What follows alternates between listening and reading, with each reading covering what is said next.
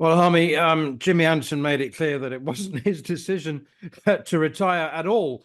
But I don't know if it had been, whether he would have wanted there to be a Jimmy Anderson tribute week.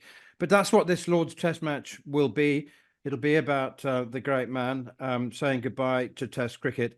188 Test matches. It all began at Lord's, of course, in May 2003 against Zimbabwe. I hardly have words. I just don't know what to say. And you've said almost everything you possibly can about the great man. But a quick word from you, and then we'll hear from Jimmy Anderson himself. Yeah, it's going to be a great week, I think. As much as he doesn't want it, and he doesn't want the fanfare, he doesn't want the celebration, he doesn't want to retire. That is definitely for certain by listening to some of the things he's been saying. I seen him the other week. He looks as fit as ever on the golf course. And then he went and produced, 6 for 19 in a spell of 10 overs off the reel for Lancashire at Southport. So he's definitely not finished as a cricketer in his eyes, which I think is a shame. I think we'll come on to it in a minute, but I think that the whole cricketing world has to come together and celebrate what has been an unbelievable career, an unbelievable achievement. He's nearly 42 years old. Sometime this month he turns 42. He'll finish at Lord's looking every bit the bowler anybody else is in that game. And from his eyes, it's a shame. I can see why it's happened, but I also try to sort of keep one sort of foot in the present. That the future, the Ashes and everything that goes with it, the likes of Jofra Archer, Mark Wood, and all them will eventually come back in. But at this minute in time, rather than being a mentor in the dressing room, why is he not a mentor on the field? And that's, I'm sure, would have been his argument. And I think he might have a point. Okay, well, lots to talk about still, but let's hear from Jimmy Anderson. He's been doing loads of media in the build-up to the first test against the West Indies. Not necessarily always his favourite task, but he couldn't disguise his emotions, that's for sure. I think the fact that I'll be playing my 188th test at just short of 42 years old, I think that probably makes me the most proud. The fact that I've been able to play this long, the fact that I've committed to playing for this long and tried to just push myself to being the best I possibly can be. And yeah, that's all I've ever done, and I've still done in the last few weeks. Even though I know I've only, got one game left, I've still tried to train as hard as I ever have to get myself in a position where I can bowl well for the team. But yeah, I think the fact that I've played that for a long period of time and been able to contribute to a lot of test victories, I think that's probably something that, when I am done, when I do get the time in the future to sit back and look back on my career, that's what I'll be most proud about. But I knew it had to end at some point, whether it's now or a year or 2 years. The fact that it's now is just something that I've got to deal with and accept. And as I said, I'm actually really excited about what I can contribute to this team, certainly for the rest of this summer, and who knows, maybe further than that. That's Jimmy Anderson reflecting on his 188th and final test match. Harmy, you just mentioned before that about England looking to the future, and it wouldn't have been easy for Ben Stokes. It wouldn't have been easy for Brendan McCullum, for that matter, but particularly difficult for Ben Stokes, who's been, as everybody, great fan of Jimmy Anderson's, and there must have been part of Ben Stokes. There's certainly a big part of Jimmy Anderson that thought he could probably get to the next Ashes. But a part of Ben Stokes might have been thinking that as well, I'm sure they were thinking that. I'm sure they were thinking that, could he get there? Can we afford to take that risk? Can we afford to see what happens come the end of this summer? You're going to have a bowling unit after this test match to choose from. You're going to have Pennington, Potts, obviously Stokes. That's going to be the all-rounder because we've got Ben back. And the intriguing bit is they're going to probably replace Jimmy Anderson with Chris Woakes. Chris Woakes will be 36 at the end of this summer. So you're replacing somebody who you don't believe is going to get to the Ashes in Jimmy Anderson, and replacing him with Chris Woakes, who probably won't get to the end of the Ashes, won't get to the Ashes either, because of, we know what record Chris Woakes has got, unbelievable at home, struggles away from home.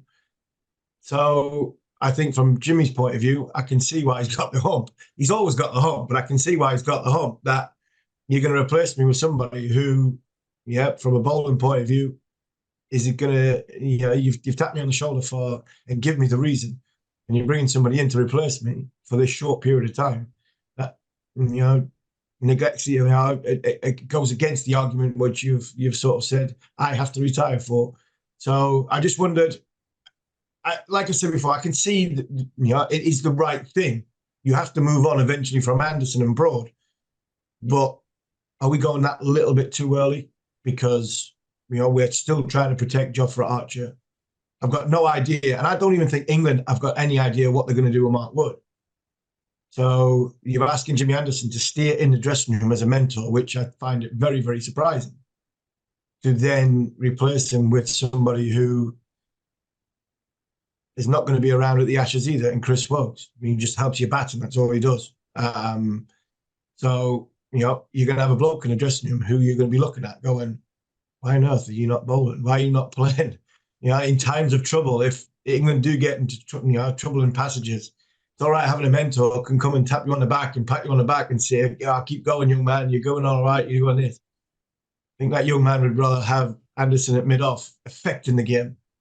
But hey, the decision's been made. Jimmy's retiring. Let's celebrate what has been an unbelievable career. And one, I can't wait to be there at Lord's this week to send off somebody I hold with such high regard, not only as a cricketer, but as a person. He's a good friend of mine and somebody who I love to bits, and I really hope he has a brilliant week, not just for him, for his family, his wife, his kids, his mum and dad. Let's hope that the Lords do Jimmy Anderson as proud as what the Oval did to Sir Alistair Cook. Yeah, I just wonder when Jimmy stays on after the Lord's Test, who's going to sit in his corner at Trent Bridge and Edgbaston. I mean, you move on or you don't. You can't sort of move on. Yeah, he's going to have to sit in the coach's room, isn't he? So somebody's going to take that. Somebody's going to have to take that spot. I can't imagine somebody queuing up to take the dreaded number 9 shirt. The number 8 shirt was bad enough taking Broads, but to take the number 9 shirt as well. But exciting times for some of the young bowlers that are coming through. But it is the end of what has been an unbelievable era for two unbelievably great human beings, phenomenal cricketers, for such a great, a great period of English cricket. They've won Ashes, they've won World, they've been around when the dominance of England. So, and that was under the likes of Strauss, the length they've gone through, from all the way from sort of Michael Vaughan through Sir Andrew Strauss, Sir Alistair Cook, and then into Ben Stokes. It is an end of a very, very successful era of English fast bowling. All right, final word in this section anyway goes to talkSPORT's very own Darren Gough, who's been reacting to Jimmy's imminent retirement. It's a shame, actually, he's just getting a one test. I thought he'd finished the series. He's still pretty fresh, but I also get where England are thinking as well, but they're looking the longer term. But when I look at it, there's a lot of bowlers injured anyway, so I'm just surprised, but he's not going to play all the series. But Jimmy, great career, and I'm sure he'll carry on. It'll be interesting whether he does carry on for Lancashire or whether he does go into this consultancy role with England. Should he have been allowed to go out on his terms, or is he actually going? Because it seems like he's kind of been pushed into having one test as a goodbye and that's it, thank you. Yeah, it kind of is like that, but I get it from both sides, I really do, because they're looking to the future, the Ashes, and is Jimmy going to make it? Doubt it. A lot of people thought he would have probably gone at the same time as Brodie, and with all accounts, I think if he'd have had a better series, he might have done, but he didn't want to finish on a poor series. Jimmy's a world-class performer. You could argue he's right up there, well, the best English bowler, but you could argue he's in the top 5 around the world, so with his stats.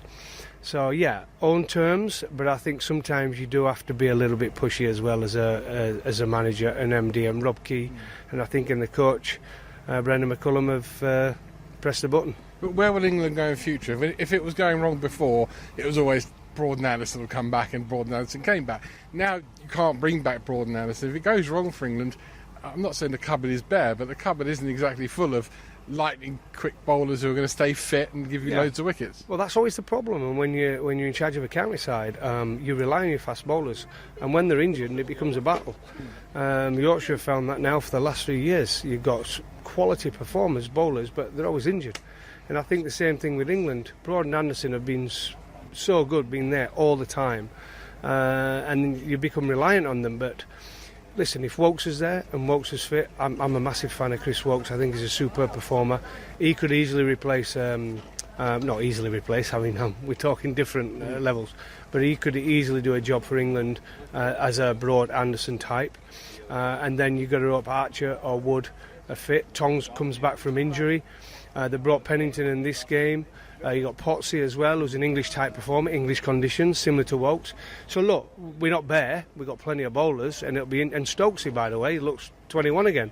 So I think you're listening to Following On here on talkSPORT 2 with me, Neil Manthorp, along with Double Ashes winner Steve Harmison. And a reminder, you can now watch us on YouTube. Just head over to the talkSPORT Cricket YouTube channel and subscribe. England managing director Rob Key confirmed last week, Harmy, that Jimmy would remain with the England setup for the rest of the summer, for the series against the West Indies and Sri Lanka in a mentoring role. I just find that challenging, probably just because I don't think I can think of a precedent in any sport, really. I'm sure there are some over the last sort of 30 years. Really, really interesting. Let's hear what Stuart Broad said about Jimmy's future as a coach, if that's the one he chooses.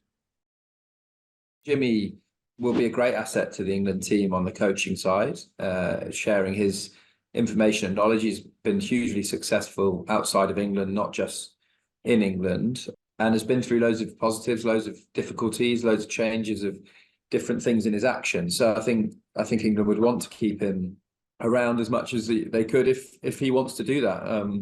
So I could certainly see him in Australia in 18 months' time, sharing knowledge with the young bowlers of how to go and win over there. And I'm not saying that's exactly what he will do, but I think I think it would be to the benefit of English cricket if he does.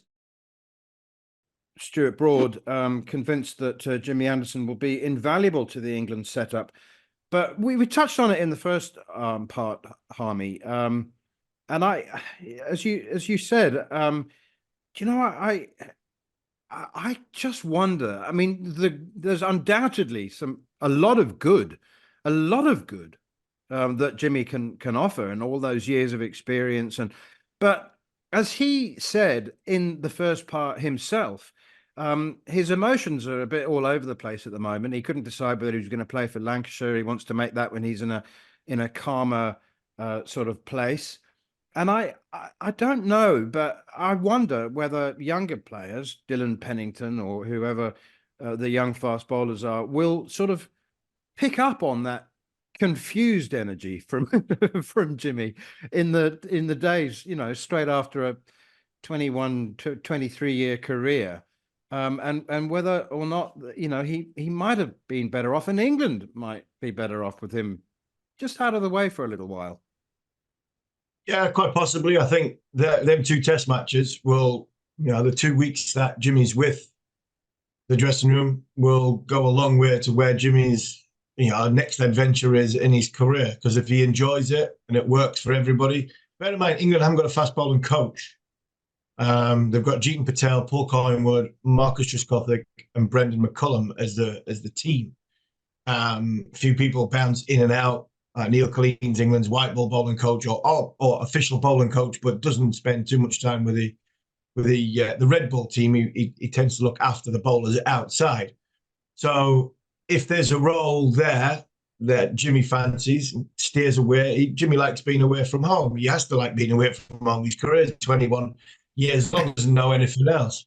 So I think the next 2 weeks after this Lord's Test match will go a long way to working out whether Jimmy has the sort of hunger to be a coach. Because, people will say to me, do you not fancy coaching?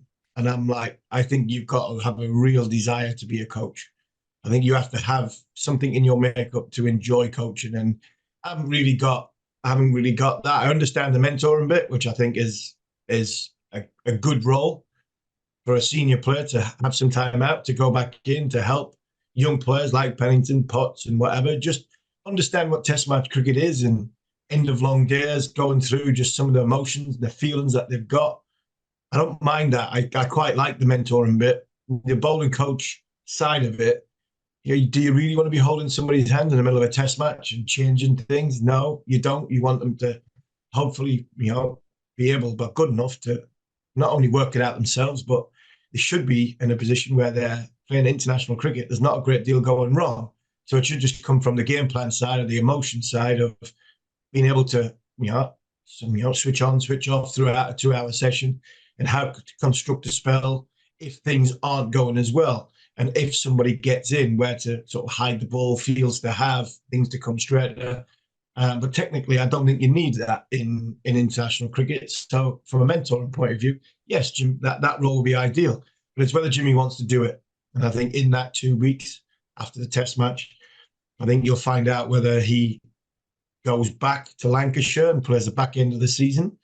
He stays on with the Test team after that and goes into Sri Lanka and goes further afield and becomes the extra member of this Brendan McCullum coaching unit, or he decides to go completely the other way and goes and spends a lot of time with Daniela, and I'm sure she's really looking forward to that. Bit of golf, loads of time with the family, and then try and plot his way back into somebody will definitely have him on a broadcasting side of it, because he is the great Jimmy Anderson. So I think them 2 weeks after the Lord's Test match will tell Jimmy Anderson a lot about where his next chapter in life is. I hope he doesn't go too far, because he's got too much to give. We've seen him as a cricketer, but the mentor, the coaching role, does it suit him? Well, it'll be interesting. Time will tell. I think from Jimmy's point of view, he might just get frustrated in them 2 weeks going, I should be on the field, not in this dressing room. Let's hear what Goughy had to say about Jimmy staying on in the change room. I think it gives you a better angle and a better view of what's actually happening. If you stay in it, I sometimes think you're blinded by it because you don't see beyond it. And for me to step away from it for a while and enjoy football, golf, cricket commentary and talk shows, it was brilliant. And Freddie, I think if you speak to him, will say the same. You can always go back to it. As long as you're keeping in touch with all the changes that are happening in the game, which we do, Fled does, I do, Army does, we're so passionate about cricket, you can easily go back to coaching. And I'm sure I'll be doing a bit of coaching at some point this year. I've done it. I carried on doing it when I was doing also talkSPORT. I just think sometimes you just need to step away for a bit. I'm not a massive fan of going straight from playing straight into coaching. There's no separation. They're all your teammates and then suddenly you're a coach. I don't agree with it. Well, that's our very own Darren Gough refusing to sit on the fence. He thinks that Jimmy would be better off away from the team and away from the Test match environment for a while. I kind of get, Harmy, I have a lot of sympathy for my own wife, cricket widow. I've spent 25 years on tour, and when I do get the odd break where I'm at home for 3 months, she gets very frustrated, and I ended up getting under her feet, and she's often saying, look, could you not find a tour to go on?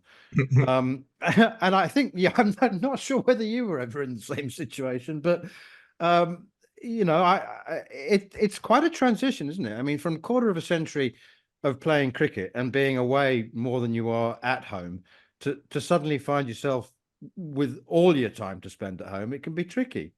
Yeah, it can be tricky, and it can be tricky mentally, not just on families, but on yourself. And I remember doing the show on talkSPORT after the lights go out with Leon McKenzie, and we talked to a lot of professional sportsmen and women who had real troubles when their careers finished. Mentally, you don't know what to do. Financially, it's not the same. You're not treated the same way because everything was done for you.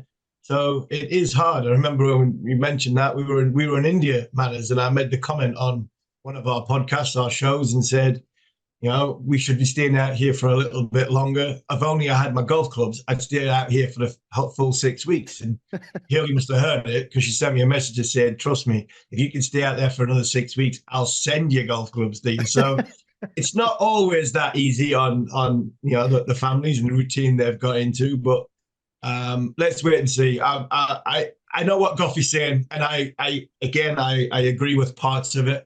I think 2 weeks that Jimmy Anderson has got with the team for the second and the third test match, I think Jimmy will make the right decision. He's a level-headed guy. He's somebody who he won't want this fanfare.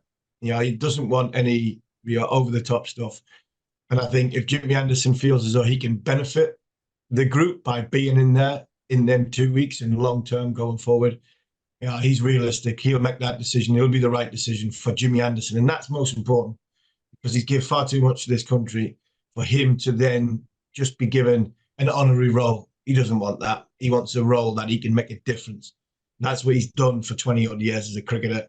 And I'm sure he'll find a role within English cricket to make a difference going forward, even if it's just talking and building the lads up from a commentary booth point of view.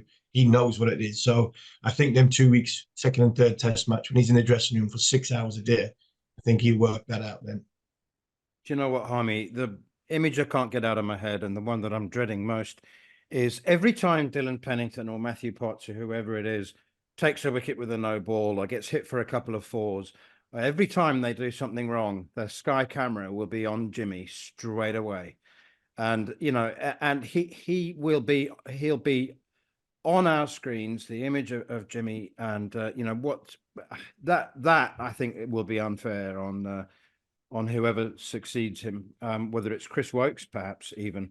Anyway, yeah, I hope that doesn't happen. Maybe Jimmy should just sit in the back, stay in the physio. I'm sure he will. Watch the game on TV. I'm sure he will. I'm sure he'll say to Matt Potts, Dylan Pennington, if they do that, I think his simple answer would be, I've done that many times. Yeah, I've done that many times. Don't worry about it. You'll get another chance. And he's realistic to understand that now the decision's made. I'm sure what he is there to deliver is if he'll know if it's the right role or the positive role for him. If it's not, I've got no doubt whatsoever we won't see Jimmy Anderson for the first test match of the Sri Lanka series. If Jimmy believes this, well, we will, because it's a celebration at Old Trafford. But we won't see him in that dressing room if he doesn't believe it's the right role for him. You're listening to Following On with me, Neil Manthorp, along with former England fast bowler Steve Harmison. Next up, we'll discuss the West Indies and how they're preparing for this test series.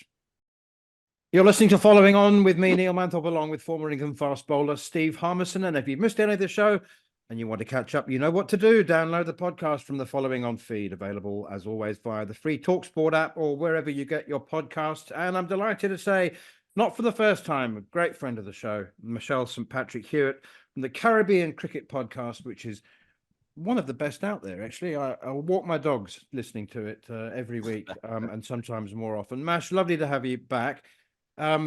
Excited for the series? How well set and prepared do you think the West Indies are?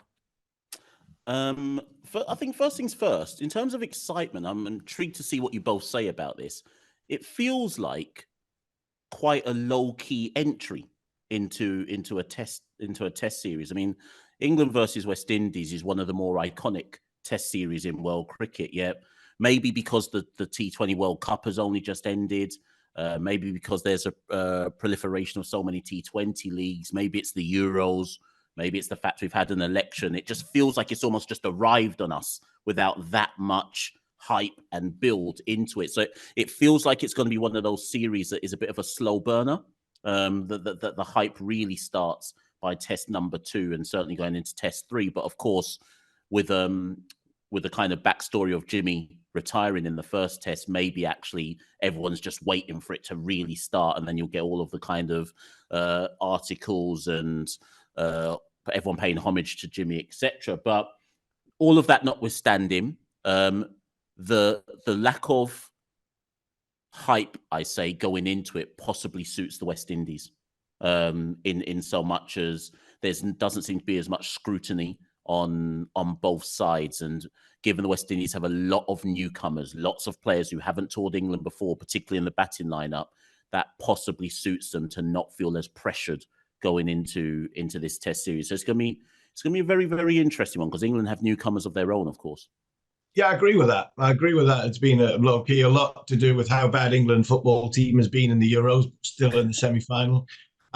Jimmy Anderson, he spoke for the first time today, so I'd imagine the hype will start to kick up and get ready for that first, the first day of the first Test, and he's going to be a celebration of a ridiculous career. But it seems as though that you're saying you're right, might suit the West Indies. But Mash, is it going to be a new dawn for the West Indies? Is it exciting times for the West Indies or is it just another bunch of young West Indian cricketers trying to get on the financial gravy train, and they're just taking a stepstone in Test cricket? Yeah, it's going to be very interesting, I mean, it must be remembered that this is a West Indies that have come off a 1-1 draw in Australia, which was just, it feels like it was a lifetime ago, but it was 6 months ago, the 1-1 draw in Australia. And I mean, that was like an iconic Test series. Obviously, Shamar Joseph announced himself to world cricket, and we haven't played Test cricket since then. So I hear what you're saying, Harmy, in so much as the batters that everyone's about to see, whether Alec Athanaze, Kurt McKenzie, Mikhail Louis, for all we know, within a year to 2 years, they might be names that you feel are synonymous with T20 franchise cricket. But for now, they're in the here and the now, and they're in Test cricket, and they're not yet established in the world game for us to be able to say that we'll lose them to franchise cricket sometime soon. So this feels as close to it's going to sound ridiculous, but it feels as close to the best side that England could play, given the demands of T20 franchise cricket around the world. You just mentioned Shamar Joseph there.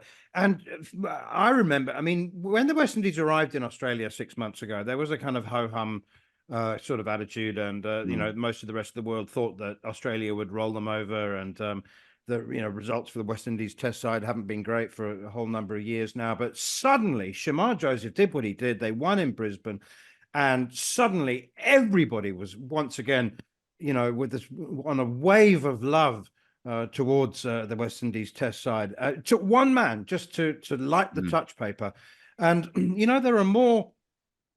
There aren't many household names in this Test squad. I mean, it wouldn't be a surprise if Craig Brathwaite at some point, ground out a innings holding together century, and there's Jason Holder and Alzari Joseph, but not many household names. And it just takes one player, doesn't it, or a couple, to do something really special. And suddenly, I mean, it's not like people are genuinely disinterested in West Indies cricket. They just don't have as high a level of expectation as they used to have. So who might those players be? I mean, Shamar Joseph, unfortunately, due to circumstances outside of his control, only arrived, as I understand it, yesterday. So over the weekend. So even there's a subplot there of will he even be ready to play at Lord's? I hope he is. I think the world's excited to see if Shamar can follow up what happened in Australia, in England. And actually, that kind of leads me into the bowling attack. I think England have been so used to, certainly at home, since the Brendan McCullum came along, of dominating and bullying sides at home with the run rate. And it's going to be very interesting to see how our bowling attack goes. It's certainly capable. Alzari Joseph, Shamar Joseph, Jayden Seales, up until this Test series, I think was the top wicket taker in the second division for Sussex. And then, of course, Jason Holder. So there's a pace attack there that should at least ask some questions of England. And given I think there's even a subplot in, are England going to play the same way? Because actually we don't know. I don't even know anymore if England are committed to this notion of, well, we've just got to bat. We've got to bat fast. We've got to bat quickly. We've got to bat with excitement. So it's going to be very interesting to see how that batting, the kind of batting approach goes against our bowling attack, which, as it showed in Australia, can hold their own. So I'm intrigued to see how that goes. And then with the West Indian batters, again, intrigued to see what you both say about it. England's bowling attack feels to me a bit light.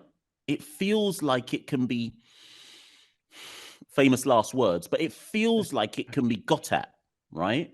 But the problem, of course, is that we have a new batting lineup, which hasn't been exposed to English conditions. Louis not played here, Mackenzie's not played here, Athanaze hasn't played here, Kavem Hodge hasn't played here. So you're immediately saying that 4 of the top 5 have never played in England before. And I don't know where the line is between how significant that is versus the fact that outside of Jimmy, England's bowling attack looks newish, if that makes sense. Yeah, the bowling attack is newish, but I think it's got a bit of pace. It's got what England are looking for. And you mentioned the top order of the West Indies, that not much experience. But one person who's got a huge amount of experience is not going to be playing, and that's Kemar Roach. His replacement has been playing for the last year and a half at my cricket club, and he's an absolute lunatic in the greatest possible way. I love the man to bits, Jemiah Louis, who, his brother is going to bat possibly number 3. How much Machel's that experience. Jimmy's going to go after the first test, but not to have Kemar as well in the series does feel as though, the experience of the nous of Kemar Roach just holding them all together along with Jason Holder might have been what gave, for me, the glimmer of hope of the West Indies possibly beating England. Yes, it's an interesting one because you're effectively now asking Jason Holder to take on that experienced mantle. And the funny thing is, if Kemar had been fit, there was always that question about, well, who's not playing then? Because if Kemar had been fit, you can't fit Jason, Kemar, Jaden, Alzari, and Shamar Joseph. The argument was you couldn't fit all 5 into the side necessarily. So Kemar actually succumbing to injury kind of lessens the question marks around who's going to play. But I do agree with you that in English conditions, you need somebody with a bit of nous. You need somebody who understands what, let's say England are putting us under the pump. You need someone who understands what a defensive line is that restricts the runs and so on and so forth. And it's asking a lot of, I think, Jason Holder to kind of lead with that experience and say, right, let's now resort to this particular approach and so on and so forth. So it's going to be interesting to see how our bowling attack goes under pressure. And again, that's me making the assumption. And this, I guess I have to ask you, Harmy, and you, Manners, are England going to change their approach? Because I don't even know if England are coming with the same approach, if there's going to be any kind of nuance or tweaking to their approach, given what happened in the last year or so. No, I don't think so. I think England come in with the England batters are natural scorers. So I can't see Zach Crawley patting back a half volley. I can't see that. Or Ben Duckett leaving a wide one outside off stump. It just doesn't happen. I think this setup, and I think it'll be even harder. They're going to go even harder because Jimmy Smith's going to come in at number 7, who possibly is the one in most form going into this series. So that also gives me a question mark of the West Indies bowlers without Kemar Roach, is that, if it does starting to go left and right, where does where does somebody come and sort of hold it together? And also the durability of bowlers who haven't bowled a lot in Test match cricket in recent times, that when Jamie Smith does come in, Ben Stokes comes in at 6 and 7. If you're into 65 to 80 over point, then that could be the sort of game changer are taken away. So that for me would be the concern. My concern for the West Indies will always be, Mash, the top order, and is where you're going to get your runs from. And if England do come with pace, do the West Indies go, you know what, well, we're not going to get, we definitely know that Brathwaite will pat back half volleys, but will the rest go against the pace and go, do you know what, the quicker you bowl, the Caribbean style, I'm just going to have a go at you and see if I can put you on the back foot, because once Jimmy goes, this bowling attack of England, a lot of them are under pressure. Yeah, and actually I can answer that because, so Tagenarine Chanderpaul, who was Craig Brathwaite's incumbent partner, Brathwaite and Chanderpaul were very much let's see off the new ball. And if it means by lunch, West Indies are only 42 without loss, so be it. Now, Shander Paul has been dropped and Mikael Louis has come in. Mikael Louis looks to get on with it. So you are definitely going to have a yin to the yang with Craig Brathwaite. Louis looks to get on with it. Kurt McKenzie is a counter-attacking batter who looks to get on with it. Even Ali Cathanes, you could argue, looks to get on with it. So it's going to be very interesting to see. And that's why I'm intrigued by yes, great, they're attacking batters, but they're playing the moving ball in England, and this is their first tour.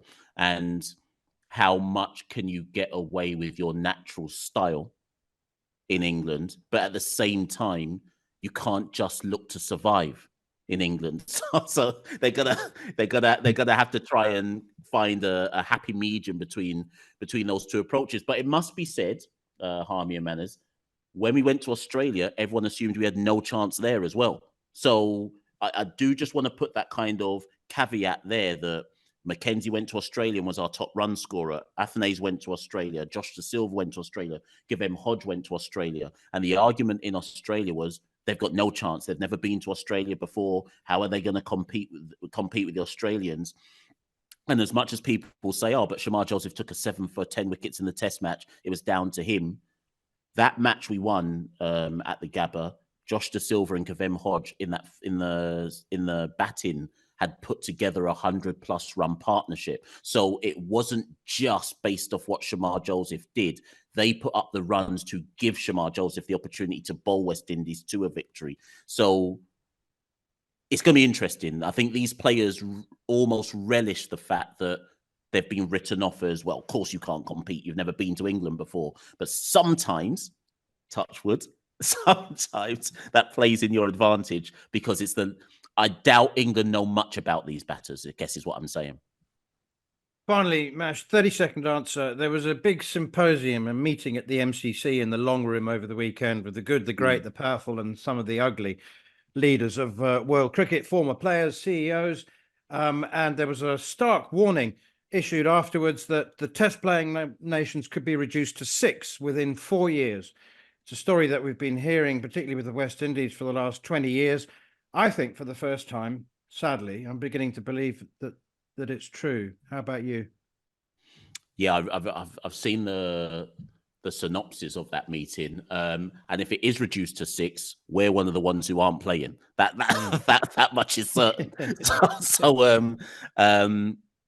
Listen, I guess the short version of it is, how long are we going to continue sleepwalking? I think that's my answer to it. Everybody now, you can't bury your head in the sand anymore. And it's interesting that the kind of like big kind of decision makers, minus maybe Jay Shah, are all saying the same thing. So the question now is, when are we going to actually, or when are they going to do something about it? Or maybe they're happy with it only being 6, but it would be a shame if that comes to pass and we allow the West Indies to no longer be a test playing nation.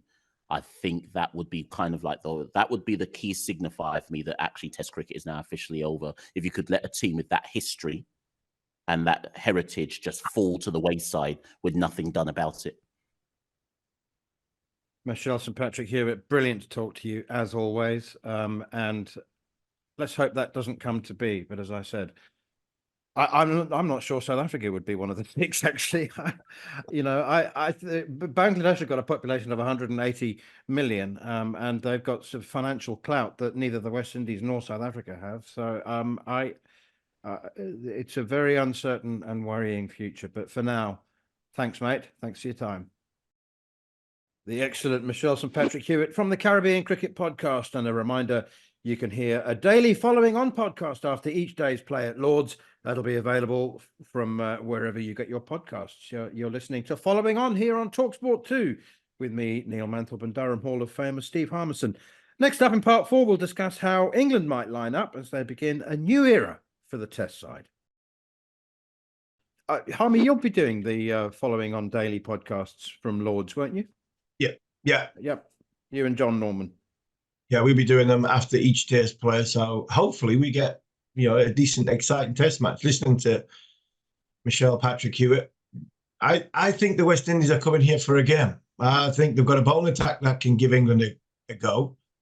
And I think if they get a batting unit who have got some positivity about them, you know what? If they get some runs on the board, I think it could, not squeaky bum time for England, but they'll give England something to think about. Well, you mentioned Jamie Smith. It's interesting. I mean, we've been talking for months, haven't we, about who might take over from Johnny Bairstow or Ben Folkes. And you had three in line. Phil Salt was your outsider, but it is Jamie Smith. Let's hear from Rob Key about why Jamie Smith was selected. You're not making judgments on what they've done. You're making judgments on what they're going to do. So you try and have a hunch read on who's going to be the best player out of those two. And there were others as well, like Jordan Cox is a good player, Phil Salt, people like that. Who's going to be the best player to do it in the cauldron of Test cricket against some of the best bowlers in the world, which you don't always see. You don't see the Cummins, Stark, Hazelwood, the Bumrahs, the Shamis playing county cricket. So our call really is on who do we think is the best player to play against those sorts of bowlers, to go and play in spinning conditions in Pakistan, all that. And we've seen a lot of Jamie Smith. We've seen him throughout Lions cricket. And we feel that, he's got that game to be able to do that. That's Rob Key explaining Jamie Smith's selection. A big spotlight on him, obviously. I won't use the pressure word. I mean, it's a nonsense. I mean, it's, he's fulfilling a childhood dream, no doubt. But does it mean that England's top six are now pretty much locked in for a number of years to come? Yeah, I think it's barring a broken bone or a pulled muscle. I can't see anybody breaking into this top six. Ben Stokes, Brendan McCullum seems to like the dynamic of what's happening. Tim Payne's had a couple of interesting words on the England side over the last few weeks in Australia. When he say they were an average team at best, below average team at the minute. Well, they haven't won for 18 months in Test match cricket from a series point of view. So I think you can have an argument that England aren't, one of the top nations at this moment in time. I look down this side and you take away, Joe Root's 33, Ben Stokes is 33. Tig Jimmy Anderson's going to be away from the after the second test. The rest of them are at a good age, 24s and 25s, 29. I mean, 24 to 29. But this is a team to build on. And that, with a selection of Jamie Smith, it could have been Ollie Robinson. It could have been Phil Salt. I think nobody would argue either way if they'd gone with the other two. And the other contentious one was Shoaib Bashir. And I think we have to find out what his ceiling level is. I think we know what Jack's is. I think if we had a big series coming tomorrow, Jack Leach would be our number one spinner. But at this moment in time, I think we need to find out what we were offered in a small sample size in India of Shoaib Bashir. And I think his ceiling level, I don't think England know where it's at. And I think it's very high. So I don't mind them picking Bashir over Leach. So I think as a squad goes, I think it's exciting times going forward for England. And hopefully they can build, some good harmony and, good togetherness over the course of these 6 Test matches. Because let's be fair, man, England should win these 6-0. I mean, barring weather, the England cricket team is good enough to beat to beat the West Indies and Sri Lanka in this country 3-0 not with whoever we play, but with what we've got at our disposal. And that's what we've got to be targeting. And I think winning becomes a habit. They're on a losing series habit at this moment in time. But they'll beat the West Indies in that series, then they go and beat Sri Lanka. You just never know where it can end up. And the end goal has got to be in Australia in 18 months' time. And I think it starts now. I had some really interesting feedback in the week from a listener, Paddy Smith, who says, please ask Harmy whether the requirements of county cricket and playing for England are becoming more and more separated. In the old days, you used to do well for your county and it would follow that you get picked for England. But the requirements for county teams and for England now seem to be becoming more and more divergent. Does that make sense to you? Yeah, it does. And Paddy, you've got a massive point. In a week where we've had a spin bowler not selected for his county and he's understudy get picked for England. We've had a wicketkeeper not selected for his county as a wicketkeeper in Jamie Smith, and Ben Folkes keeps, for Surrey. We had an England captain, bat number 9, largely down to the fact that Durham had 2 night watchmen, and that was going with that. And we've tapped a bowler who is 41 years old, soon to be 42 years old, took 6 for 19 in a 10 over spell, and got told he was no longer required to play cricket for England. So I don't think Rob Key, Brendan McCullum, Ben Stokes are taking any notice of county cricket. So the old-fashioned way was you go and do well for your county, and you get a letter in the post at the end of the week to say you've been selected for England. I think that, yes, they went out with the arc. And I also think when selectors are looking at county cricket, I don't think they take too much notice. Okay, on to the final word. We haven't discussed this. I don't know whether you've got a final word of your own. Mine has to be the world champions going to Harare Sports Club and getting cleaned up in the first of 5 T20 internationals by a team that couldn't qualify for the T20 World Cup.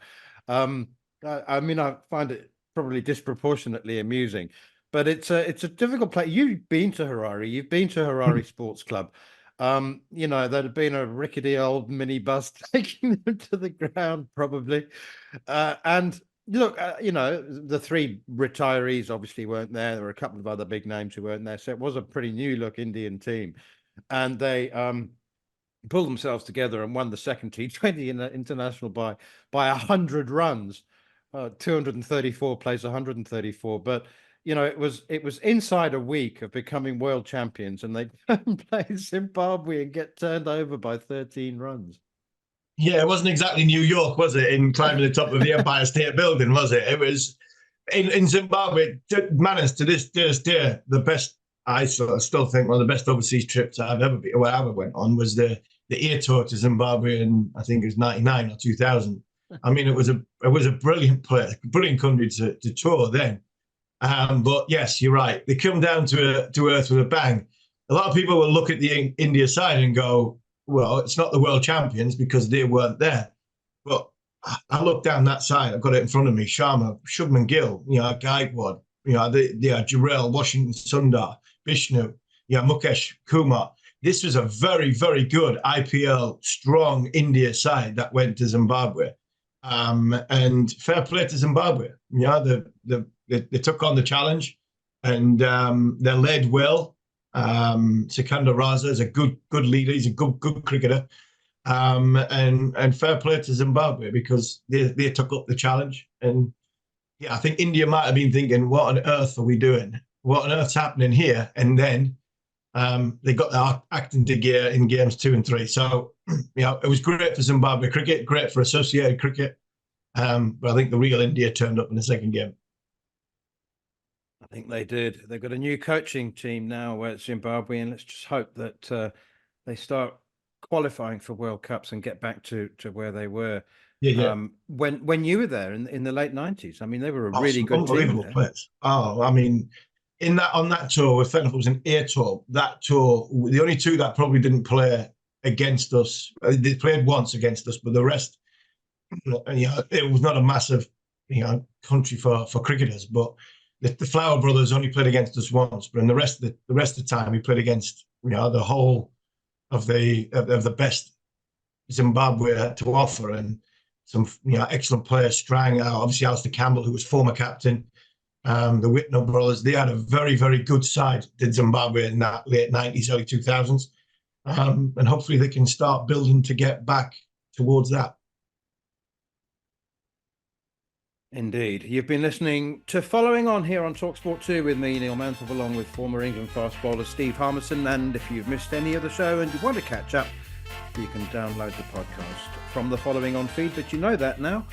Also available wherever you get your podcasts. We'll be back at the same time next week to look back at the first test between England and the West Indies. But for now, this has been Following On. On AM, on DAB, via the talkSPORT app and on your smart speaker. talkSPORT.